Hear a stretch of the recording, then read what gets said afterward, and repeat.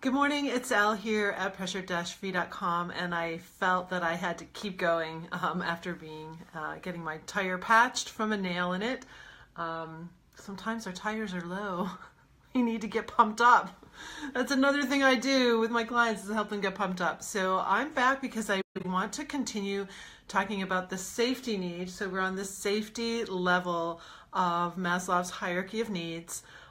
The basic needs that you need in your life to feel fulfilled, to feel safe, and that's what we're talking about this week, is safety.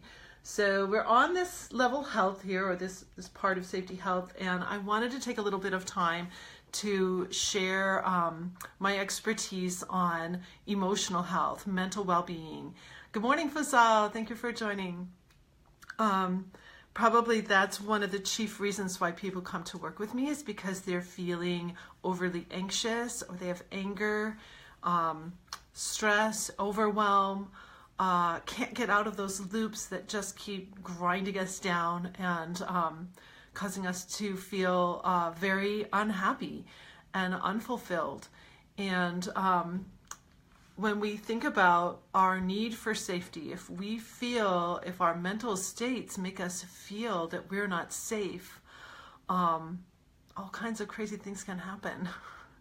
And we see it play out day after day in the media, where people don't feel safe. They don't feel acknowledged. They're not seen. They have psychoses. They're not being treated.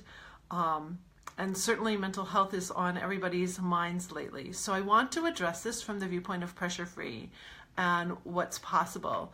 At the beginning of my coaching with clients, what I help you do is understand the biology of your body and the biology of your emotions. And we've gone through a lot of swings. It's kind of like an up and down roller coaster with how our society even talks about emotion, or deals with emotion, or treats emotion. And I want to share with you some of my expertise this morning that has totally changed my concept of what's possible with emotion. When we trigger the fight or flight stress response, we shut off the chemical dopamine. That is our feel-good drug, number one of our feel-good drugs. It's also the neurotransmitter that allows the outer brain to work. That's where you make good decisions, and your access in memory, hippocampus, is working well for you. The outer brain. We go into our reptilian brain, where we're going to fight or run away. We instantly react, and in many cases, we overreact, because the things that we're triggering about in the 21st century are not truly life or death situations in most cases. Most cases it's very trivial little things. We're fighting with someone in the household about who's going to do the vacuuming, or that somebody did the dishes wrong, or that we have a flat tire. So we play the blame shame game, all sorts of finger pointing, do all these things that take us under the line. Carrie, thank you for joining, hon. So having emotional resilience, stepping into your true mental health, is a major part of what I do with Pressure Free. Understanding the biology of your emotions and what happens when you can stay free of releasing those hormones. So most of us, and I'm raising my hand here because if you talk to my family and other people who know me, they would tell you that in certain things and in certain situations, I totally overreacted. And I have to be very cautious and use my pressure-free tools to this day to not overreact in those situations. One of them is when my tire is flat on my car. If something isn't working right on the car, that's a real trigger for me. I have to really watch it. So with pressure-free, first of all, we decide what your aim is.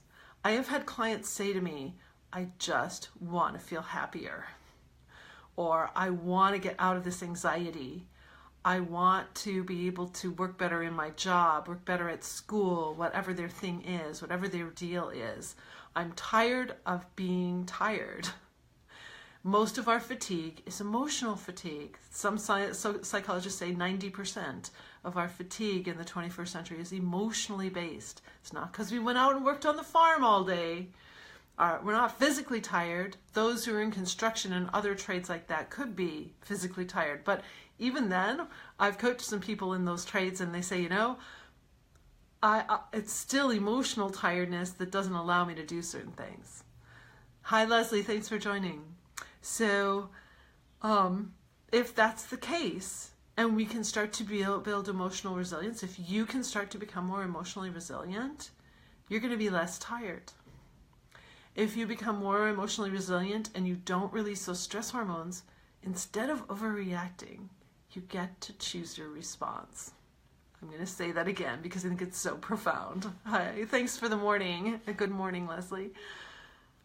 When you control the release of those stress hormones, you don't release them, you actually get to choose your response instead of overreact in the situation, no matter what it is. I've had clients whose girlfriends have broken up with them. And instead of getting angry and upset and all ballistic about it, they're able to stay. And I'm not going to say that they stuff their emotion down at all. That's not what they do. They still feel the sadness. They still feel it. But they understand the biology of their emotions. They understand the biology of the stress response. And they make a conscious choice not to release stress hormones over this situation. So that's a really key point. Some people will ask me, well, am I just going to be a Stepford wife? Oh, hello. All Botoxed up and perfect. No, that's not what pressure-free does. And you're not going to just be a couch potato. If you're type A and you fear that you're just going to get more kind of relaxed and lackadaisical, it's exactly not the truth. If you're a go-getter and this is what you want and you want to actually do more, I help you do more. Richard, thank you for coming on. Mira, thank you for being here. So those are some misconceptions about pressure-free.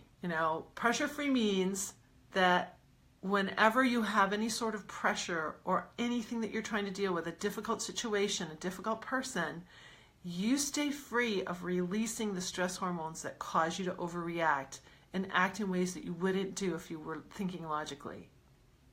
So it doesn't mean that you're not going to have a ton of energy. You actually have more energy. So here's another way I'm spinning it.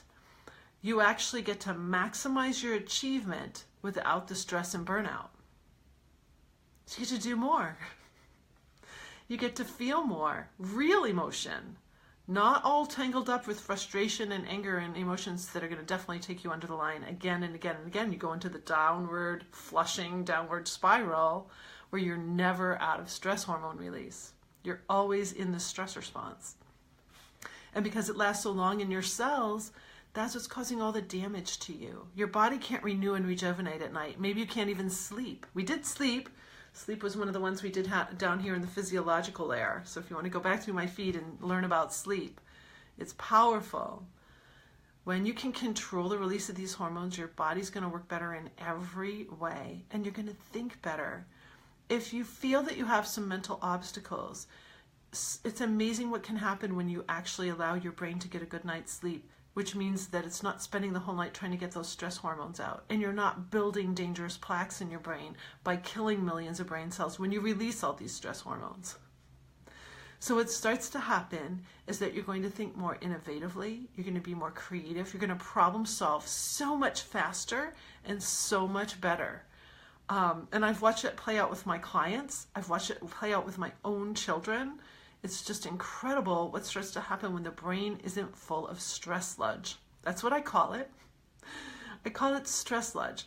I could throw a whole bunch of technical terms from all these research that I do on you, but I don't. Let's just talk plain. Let's not use jargon. Jargon just prevents people from learning. Hey, Gary, thanks for coming on. So your brain is precious. Your emotional state is precious. And what I've learned is how fragile we are, especially if we trigger fight or flight. So my job as your coach is to help you prevent it. How do we prevent it? I'm going to give you the pressure-free method today. So come with me. Start playing around here. And notice I said playing instead of trying, because trying is a cop-out. Whenever you tell someone you're going to try to do something, do you really do it? My guess is you probably might, but you have a great big reason to just cop out of it and not do it. So with pressure free, we're playing. We're playing with all these tools that I share, with these concepts, to find the ones that work for you. So 3 simple steps. I love to boil everything down to simplicity. In fact, once I was working with a psychologist, like, this is too simple. I said, it has to be simple. All of us, I'm looking in your eyes right now, knowing that you have complex problems. You have complex situations going on in your body and in your mind. If it's not simple, we won't do it and we won't have success. So my method is very simple. Step number 1, targets. What are the reasons why you want to change? And when you answer that question, so for example, I had a young woman who said, I just want to feel happier. I'm so tired of my anxiety. I just want to feel happier. That was her number 1 reason. Okay, so then why? Go as deeply why as you possibly can and write out your reasons why you want to gain emotional control. You want to gain control over these fight or flight stress hormones. So targets. Targets can be things that you want to achieve, goals, any sort of goal, artistic goals, creative goals, work goals, academic goals, physical goals, any kind of goal. It's also what you want to move away from. So if you currently have a chronic disease, if you have heart disease, if you have heart disease or know anybody who has lost anyone to a heart attack or heart disease, I want you to put your hand on your heart right now. Your heart is so precious. And we need to treat it as beautifully as we possibly can. And the number 1 thing you can do to treat your heart beautifully is to live pressure-free, to use the pressure-free method every moment of your day to prevent the release of stress hormones. Because no matter what foods you eat and no matter how much exercising you do, you could still be damaging your heart because of these stress hormones that are going to build plaques in your arteries, send fat here. So we're going to be our heart's best friend. I'm always saying that. It's time to be your own best friend. Let's be your heart's best friend right now in this moment. So what is your aim? If you have cancer, if you are in remission of cancer, if you have anything going on with your memory, anything going on with your brain, anything going on with your eyes, your mouth, if you have mouth sores, if you have acne, if you have skin diseases, anything chronic, that's something that you want to move away from. If you have toxic relationships, if you're having trouble in your relationships, that can be a major reason why. You want a beautiful, healthy, loving relationship. So targets, go deep, really write it down if you really want to do this. I don't care if you write it on toilet paper, just write it down. Step 2, triggers. And that's a real popular word this day, so I'm going to get very specific about what I mean by that. What I mean by triggers is anything or any person or any situation that causes you to feel any sort of emotion that can jazz up your heart rate too high. So it might be anytime you feel angry or frustrated, anytime you feel anxious, worried, or nervous. And I mean anytime, even in the small moments. Anytime you feel annoyed, that's my big A. I can get annoyed at a lot of things. Smells, anything sensory can get me very annoyed. Someone barbecuing next door and I'm not having it. So annoyance. And the last one is shame. Anytime you feel ashamed for something you've done in your past, for something that keeps recurring, so any sort of shame. Then also any over-the-top excitement where your heart rate's going to jack up super high. If you're an athlete and you're in an athletic heart rate, it could be noise, the gun going off. I work with a lot of runners. When the gun goes off, that can shoot their heart rate too high. That's why they die at the 2-mile mark in a cross-country race. Their second flood of hormones starts to go out and their body starts to collapse because the adrenaline rush is over. Adrenaline rushes are not helpful. They damage us. So these A's, I call them the 4 A's. So angry, anxious, annoyed, ashamed. And then the last one is abuse. If you are currently in an abusive situation, either verbal abuse or physical abuse, if in your past you've experienced any of that, you can be really quick to react to triggers. So you want to be on the lookout for things that kind of plunge you back into a memory. So that's a really beautiful place to do some work. Thank you for that like. I go really deep with my clients, of course, on their 4 A's, 5 A's when you count abuse. So I like to keep things simple. So you're looking for the A's, anything that makes you feel that. So, and also don't be overwhelmed by how many things do. I remember I had a 17-year-old at a workshop I was doing at this beautiful place called Greencrest Manor. And she went out on the lot, outside to do her list. And she came back with an 8.5 by 11 sheet, covered 2 sides, tiny scrawl. And she said, it's a wonder I haven't killed my whole family. Now, she was joking, of course, I hope. But what she meant was there were so many little things that caused her to feel certain emotions. And it can be a little overwhelming, and that's another place where my coaching comes in to help you through that overwhelm. So targets. Getting clear about your targets is so phenomenal, because here's the precious piece about pressure free. From a resting heart rate, it takes about 10 seconds before your heart rate can charge up high enough to release that flood of adrenaline from that signal from your amygdala that tells you to go into fight or flight, to physically protect yourself. But in most cases, we don't need to go into fight or flight. We're just encountering a difficult business situation, or somebody's put something out of place and you can't find your keys. You know, any of these little things that are triggering you. It's not a reason to physically fight or run very far, very fast and hide behind a rock. However, in the 21st century, we're treating all these little triggers as if we are supposed to. Muster adrenaline to fight or run away. Now, if you're up in a higher heart rate, let's say you're giving a speech or presenting at a meeting or performing, or you're an athlete and you're up in a little higher heart rate, you have less time. So you got to be really vigilant then. I remember working with a hockey player once, and he told me, oh no, I only have 0.6 seconds, Mrs. Ingalls. And I'm like, honey, everything I share with you, you're going to be able to do in that 0.6 seconds. We're going to do great work together. And we did, and it was phenomenal. So you've got this time. This is a precious window of time. What are you going to do in that 10-second window to tell your brain or to tell your body that you don't need to go into fight or flight? I have built dozens and dozens of tools. In my intro course, there's over 40 tools. And then we just go deeper for people who coach long-term with me. So these basic tools, and in my second coaching session with you, I actually shared the basic 9 to get you started. Those tools are, some of them are the body interrupting the mind. Some are the mind interrupting the body. And the third kind of tool is what I call a life design tool. Those are time management type tools, goal setting tools, and some of those tools are my clients' favorite tools, because when they move into that frame of mind, they're mindset tools in a way, but they're also really future thinking tools. So I have to tell my clients that we work present to future. We may look back in the past at a few things, but I am not a therapist or psychologist. There's someone else to do that work for you there. I am all about your present to future as a coach. That's my sweet spot. So tools, you've heard me say a lot of tools. If you come on my show, you hear these tools.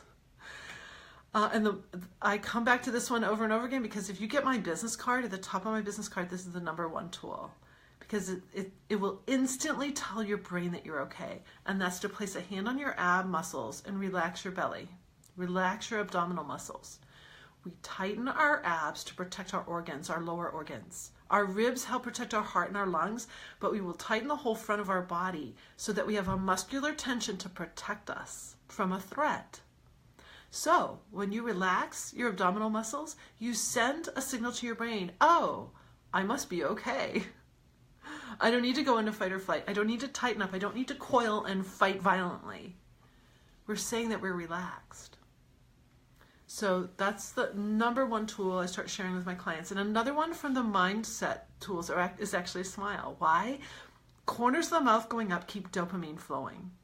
Fake it till you make it. You hear that. And then you'll hear controversy about that. I promise you that if you smile more and you make smiling a habit, you're going to release more dopamine in your brain. You're going to keep your outer brain working for you.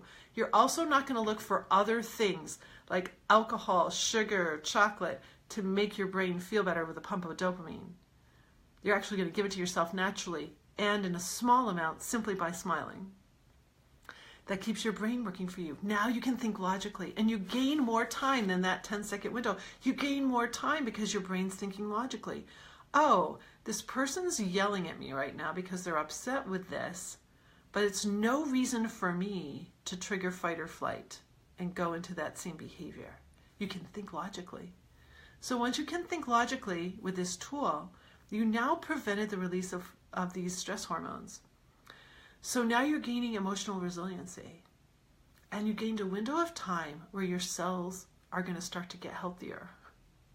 As we start building those windows of time together, and you stop releasing all of those stress hormones, you're actually, if you do it an entire day, because for a guy, if you're a guy watching this right now, I got a lot of guys, hey Larry, thanks for joining. If you're a guy on the screen right now, it takes your cells up to 9 hours to dissipate these nasty hormones out and get you back to normal. So you need to go a whole 9-hour window. Then that night when you sleep, your body, your brain, every cell of your being is actually rejuvenating and regenerating the way it's supposed to. Otherwise, it's trying to just get those stress hormones out of the cell and get the cell equilibrium back to normal. It takes a long time. For women, it's an up to 24-hour cycle. That explains a few things, right? A man and a woman have an argument. A few hours later, the man is like pretty cool about it. Is she cool? No. She's still biologically in the fight. She's still in fight or flight. And she'll stay that way for hours and hours. Even the next morning, she'll still be mad. And she's probably triggered again and again because she can't believe that the guy is not upset.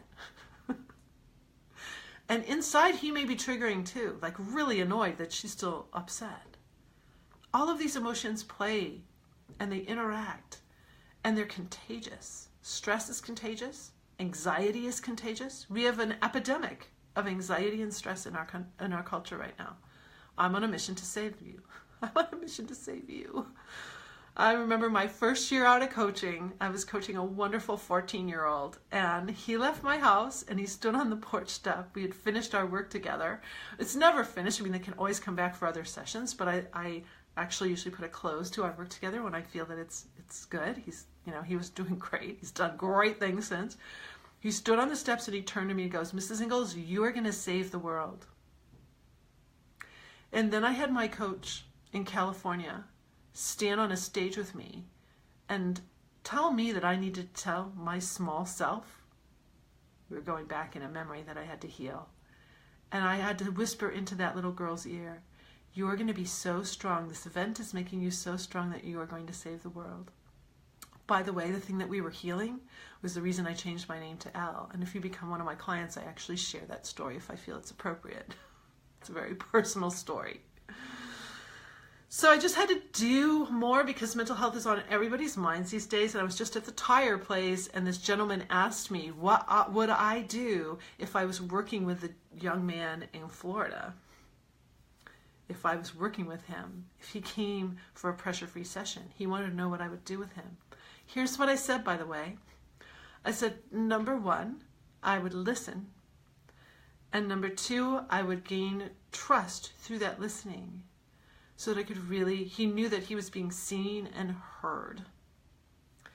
Number three, I would give him hope. I would provide him with a modicum of hope, a toehold of hope, that he could begin to understand why what's happening to him, why his feelings are the feelings that he has. Most of us are very unconscious about why we feel what we feel. Hi, Dar. Thank you for coming on.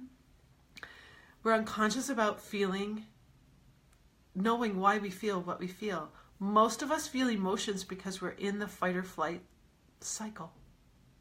And when you stop doing that, your emotional landscape completely enriches. You will feel things that you may have never felt before. I go back to the example I was sharing with the young girl with chronic anxiety. In 2.5 weeks, okay, we had our first session. We had our strategy session, it's a free one. Then we had our first paid session. When I came back for the second session to work with her, I actually went right to her house. As I was working with her, I came in, I do a little intake about how her weeks have been. It was about a week since we had been together. And she just had this amazing smile on her face, and she goes, I get it. I figured it out. I'm using pressure-free. I'm pressure-free. So that is the goal always with my clients. Dar's on here. Dar's working with me. Other people have been popping on this morning, people I have worked with, people who know people I've worked with. If you haven't had a strategy session with me yet, I want you to ask yourself why. What is the fear? If you're afraid that I'm going to push you to buy something, I want to alleviate that fear. This is pressure-free. You won't ever feel pressure from me. You will feel guidance from me. Thank you for that, love. You will feel guidance from me. If I know in our strategy session that I can help you, I will be your advocate to say that I know that us working together is going to be incredibly transformative and meaningful for you. If I see that you're ready. If you're not ready, you will know because I will tell you. And maybe I'm not the coach for you, and maybe I'm not the person to help you in your situation because you need a different kind of expertise. But if your situations have anxiety, or you want to just perform at a higher level, you want to have greater health, if those are your issues or those are the things, then, and you haven't had a strategy call with me, I want you to ask yourself, really truly, what's preventing that? What's preventing you from meeting with me by phone, over the internet, in person if you're in Michigan? You know, I coach people all over the world, so there's no barrier. And having that strategy session, I promise to give you something of great value. I actually write up the whole session, and you get the written results of that session, something that you will have to use however you wish. So if you think I'm going to try to sell you something, only if I feel that you're ready, and I will guide and nurture you, and you get to decide what you want to do. It's your decision, and it's not for me to ever push or ever do something that feels not congruent to what I do as a pressure-free coach. So I hope that's helpful to anyone on here who's thought, you know, I'm thinking about it, but I'm not really sure. You have everything to gain and nothing to lose when we do that session together. And if you talk to people who've worked with me, go on my website, look at my testimonials, you'll see that that is true. Those are people who've plunged forward and decided to work with me. So, wow, I could probably coach all day on mental health and the importance of the protection of yourself, that you are worth not releasing these hormones, that deep self-esteem. See, those are up here. Esteem, there's a whole list of things under esteem, by the way. And self-actualization, those are at the top of this thing on purpose because they do, I think they really do take work, and I think they have to be incorporated in at a very young age for us to be healthy as individuals. And I'm reading a very interesting book right now called Norwich. Norwich, Vermont has sent per capita more people to the Olympics, both summer and winter, than any place in the world. And it's very interesting what kind of community they have for that.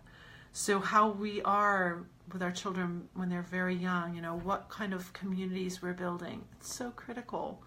It's really critical to true mental health and to true flourishing. Sometimes you say the word mental health and people get all kinds of images in their mind. What could we call it instead? Flourishing brain? That's what I have found. As a musician, I can memorize music so much faster than I ever could. Like really in minutes that used to take me months. Just my brain and my clients' brains, how they're able to work. I remember working with a woman, one of my first clients, and a year later seeing her, and she goes, yes, I live in my genius zone. So if you want to live in your genius zone, pressure-free is one of the fastest ways I know to get you there. It unlocks and unleashes you. It unlocks your greatest gifts and talents that may have been hidden for decades because of fight or flight.